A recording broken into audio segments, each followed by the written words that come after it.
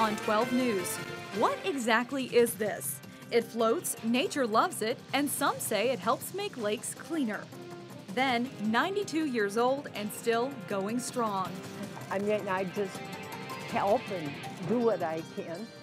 And help she does. See what she has to say about volunteering. But first, growing concern about simply crossing the road.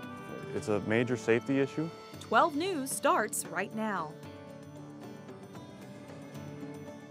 A rise in pedestrian deaths statewide has local police departments stepping up enforcement on crosswalks. Hello, I'm Shannon Slatton. And I'm Mike Johnson. A recent crosswalk sting in Robbinsdale resulted in 80 citations for motorists who didn't give pedestrians the right of way. We sent Delane Cleveland out to Robbinsdale to take a look at the problem. It's an attraction for the city, and we don't want to see anybody hurt out here. Walking from point A to point B should be a simple task. Oh, we do it almost every day. It's our daily routine. But Robbinsdale residents Victor and Holly Jett have noticed something about their daily walk around Crystal Lake that's not exactly Minnesota nice. We approach the curb and prepare to cross, and people often just drive by. It's very concerning. I mean, you have to wait because you don't know what's going to happen. Signs along Shoreline Drive clearly alert motorists to the crosswalks. Whether they pay attention to those signs is another question. It just seems kind of a dangerous area. People are driving along, they're looking over at the lake, they're not watching where they're going. And right here we have the neon glowing sign, stop for pedestrian and crosswalk, obviously very visible. Now Robbinsdale police are cracking down. It's a major safety issue.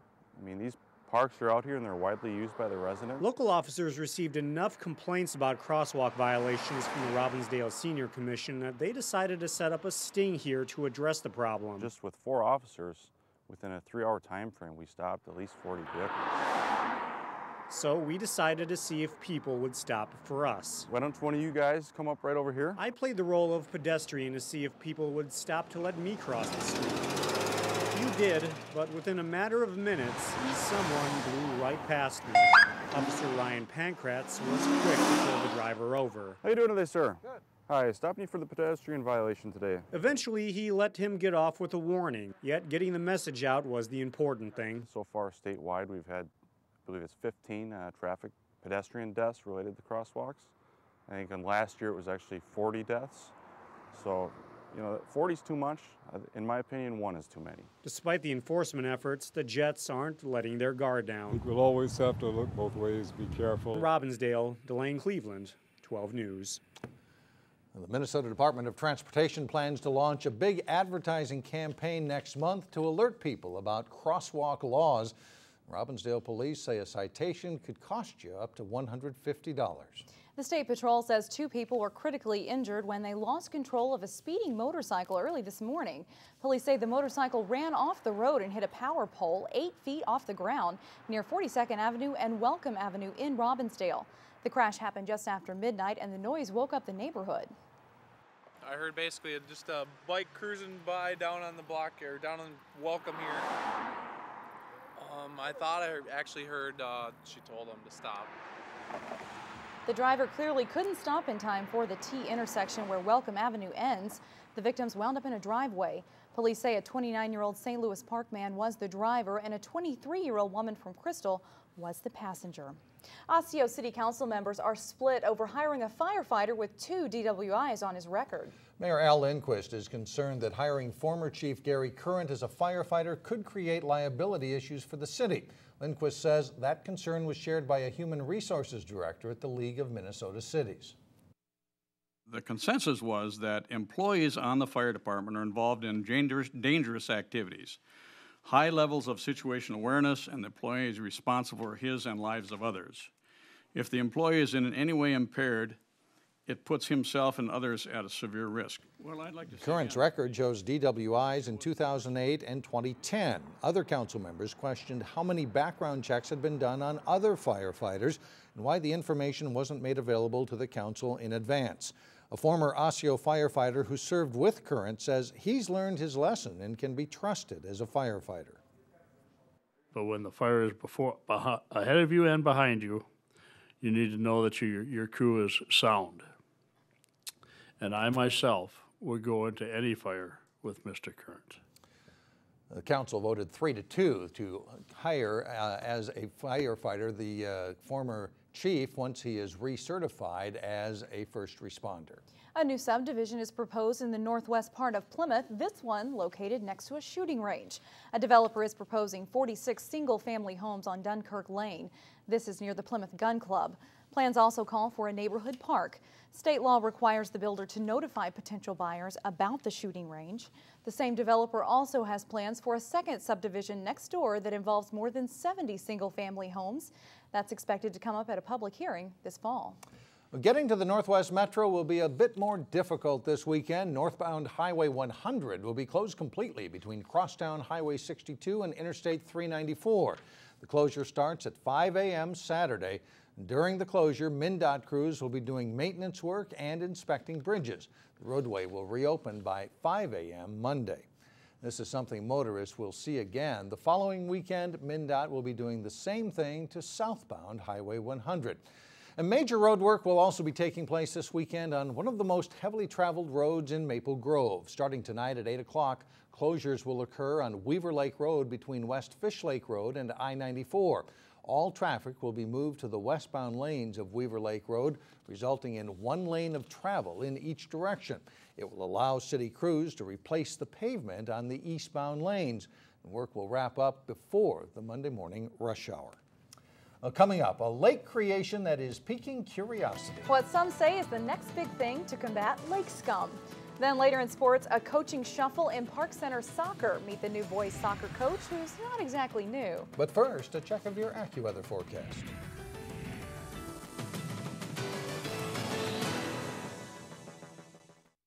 The Minnesota Department of Agriculture says there is a new pest bugging our fruits in Minnesota. It's called the spotted winged Drosophila, and it feeds on soft fruits like raspberries, blueberries, and strawberries. The bug looks similar to a fruit fly. It feeds on healthy, ripening fruit, making the fruit susceptible to bacteria and infestation by other insects. Both the adult and the larva can damage the fruits. The Minnesota Department of Agriculture says if you notice small white maggots on otherwise healthy fruit, report it. The number is 1-888-545-6684. A local company says it has a neat new way to cut down on lake pollution and create animal habitats. It mimics nature by mixing plants and pop bottles. Renee Bonneau goes out on the water for this week's In the Garden. Heidi Highland wanders offshore to show us her newest garden out on Gleason Lake. I have a mix of natives and other cultivars on this island. Like most of Highland's yard, this 100-square-foot island serves many functions. The plants here appeal to most creatures, Attract birds and bees and butterflies, yet work to deter others. The plants that are on the biohaven eat the nutrients in the water, and therefore those nutrients don't turn into algal blooms. So it helps combat that problem. The island hasn't been here for years. In fact, it pretty much showed up overnight. That's because it's man-made. The base of the island is made up of this, and this used to look like this. We're biomimicking what nature intended. Arliss Freeman is president of Midwest Floating Island, a St. Paul-based company licensed to make and sell biohaven floating islands. We buy the material that's made from the recycled water and pop bottles, and that's what makes up our substrate or the matrix. The material comes in a giant roll. The company sizes and shapes it based on what the customer wants it to accomplish. Nutrient or pollution removal. They're used for habitat creation, beautification, wave attenuation or shoreline erosion. A machine punches holes where the plants will go, and a marine-grade foam is injected into the material to make the island float. They're gorgeous to sit out there and look at. Highland isn't just a customer. Her company, Heidi's Lifestyle Gardens, has partnered with Midwest Floating Island. We hand select horticulturally appropriate plant materials. We install them on site next to the shore, and then we walk them out with waders or a canoe, and you tether them down with anchors. The island structure costs $32 a square foot, not including the plants. The island stays out all year long and sprouts in the spring like any other garden. But unlike most gardens, this one doesn't require watering. Renee Bonneau, 12 News. Well, Freeman says you should always check with your sheriff's department, the watershed district, or the DNR for permission before installing a floating island like that. The DNR says any floating structure larger than 8 feet wide would need a permit. And it's kind of a nice thing. You wouldn't have to water it. That's right. There it is out there. It's very neat. Coming up, why one Plymouth woman says it's never too late to help your neighbor. But first in sports, a team that hopes to be on the upswing will have a look at the Maple Grove Crimson in today's training camp report. Jay Wilcox is in next. Jay Wilcox now with sports. A pretty exciting week for a couple of local hockey players that get to play with some of the best in the country. And against their biggest rival, right. too. And certainly some great hockey. Really a big step up even from watching like a state high school tournament, something like that. The U.S. and Canada are certainly the dominant countries when it comes to women's hockey. Two high school hockey players from the northwest suburbs, Kate Schipper of Brooklyn Park and Danny Cameronese of Plymouth, are playing with the USA Under-18 team this week against Canada in a 3-game series. The opening game Thursday night in Blaine, Team USA led after 2 periods, but Canada rallies in the third. Sydney McKibben with the tip in front for a goal. That makes it 3-2 Canada. USA presses hard for the equalizer in this one, but Canada holds on for the victory. The teams will play 2 more games, Friday night and then Sunday morning. The Park Center boys soccer team has a new head coach this season, but as Jason Melillo tells us, he's not new to the Park Center soccer program. Park Center boys soccer has been a talented but underachieving program. New head coach Sean McNaughton hopes to change that. I feel like we are going to play as a team, and I will take and keep and support and advocate for as many of the kids that are on board with that as possible. And for the ones that aren't, I don't think they're going to be part of it going forward. And if I have to make those hard decisions early on, I will, but I think it's that important to the success of the organization to come together as early as possible. After 10 years as head coach of the Park Center girls team, McNaughton takes over the boys squad. He built the PC girls into a respectable program in large part by implementing an unselfish and team-oriented style, something he aims to duplicate with the boys. We have talented players, but we just need to work in as a team. So that's why working as a team and putting that into our system and this program will be very helpful. If we're playing together, I think we can be any team. But if we're just playing out to do our own stuff, we don't have no chance. Observing the boys program for a decade gives McNaughton a certain familiarity that another coach wouldn't have, and it's made the transition easier for the players. He's seen us play over all the years he's been coaching. He's noticed all the talent we've had, and he's really excited to get all this talent together and see what he can do with it. And McNaughton thinks if his players buy into the new system quickly, the Pirates could be a much improved team this fall. Jason Melillo, 12 Sports. Park Center opens the season next Friday at home against Rogers. Well, it's year 2 for Matt Lombardi as the head football coach at Maple Grove, and the Crimson expect improvement on last year's 4-6 record. Here's John Jacobson with today's training camp report. With the year under their belts with new coaches and new systems, football practice is easier this time around for the Maple Grove Crimson. I think it's a big difference because now I've been here a full year, and I think the kids are starting to know the expectations and I think the commitment level, and just I think they're starting to really take pride in it, and that's kind of the big thing I've noticed this year that's been a little bit different. Maple Grove had their ups and downs a year ago, finishing under 500, but overall playing better football by the end of the season. A hard off-season during the school year, and then this summer has helped. Summer's been big. That's usually where we start learning. Everything comes in on the summer, and then once we get to fall camp, we're not learning, we're starting to play. So Maple Grove returns just 2 starters on defense, anchored by safety Tyler Field. On the other side of the ball, Jake Winicky is a big target wide receiver. Jack Wallach will carry the load at running back, with Bryson Woida sure to see the ball a lot, either running or receiving. With 3-year starter Brady Jacobs graduated, the quarterback duties fall to senior Blake Skaya. And Cam Garlick, Mitch Engel, and Eric Olson will key a veteran offensive line. While the defensive schemes remain largely unchanged, the offense will be a little different this season.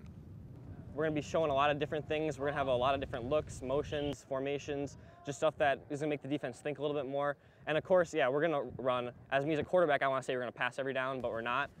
The Northwest Suburban Conference is loaded with good football programs. Maple Grove is aiming to be in the mix in 2012. John Jacobson, 12 Sports. And here's the skinny on the Crimson. They won one playoff game a year ago before losing to Osseo in the section semifinals.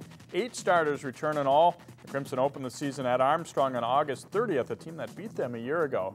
And Monday, starting at 4 on 12 News, we'll have a look at the Park Center Pirates. And they also have a second-year coach, so it'll be interesting to see the jump from one year to the next for both of them. It will. Thanks, Jay. You bet. Coming up, the Plymouth woman who's part jokester, part inspiration. The 92-year-old who's reshaping attitudes for the better when we come back. One Plymouth woman proves it's never too late to be a volunteer. In our last story, meet 92-year-old Addie Macer, who is a summer regular at the nonprofit Cross.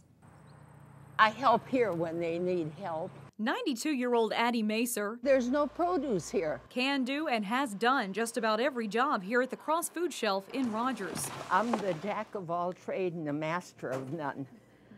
I help wherever they need me the most. She's volunteered for Cross since the organization started more than 30 years ago. The first place that we had was probably about a 16 by 18 room on second floor. And we hauled everything up there. And even though the great-grandma winters in Arizona, every summer you'll find her here. I just really love it, and I thank God that we have a place like this. Addie is known for keeping the volunteers on their toes. I want you to behave because this is Channel 12. Her co-volunteers say she's a jokester. Nothing ever is quiet when she's around. But when there's work to do, I love this, to work, be busy. She'll be ready to do it. Addie is she's always cheerful. She comes in with a smile on her face, stays a long time. She actually outlasts me some days.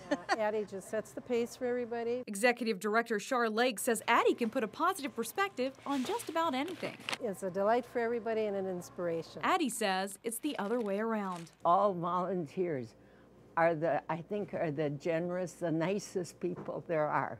And I love every one of them. And as far as encouraging other people to volunteer, this spunky lady says, I think it wouldn't hurt them any. Wouldn't hurt him to go out and volunteer. And the volunteering doesn't stop when Addie goes home. She often takes donated clothing home to repair it or remove the stains. In the winter, though, when she goes to Arizona, she volunteers down there. But she also makes quilts and crochets items to bring back to Cross in the summer. Are you sure she's 92? She doesn't look like No, it, does she? doesn't. She's in very good shape. Good for her. All right, that's all the news we have for now. Thanks for joining us, everyone. Community Corner's up next.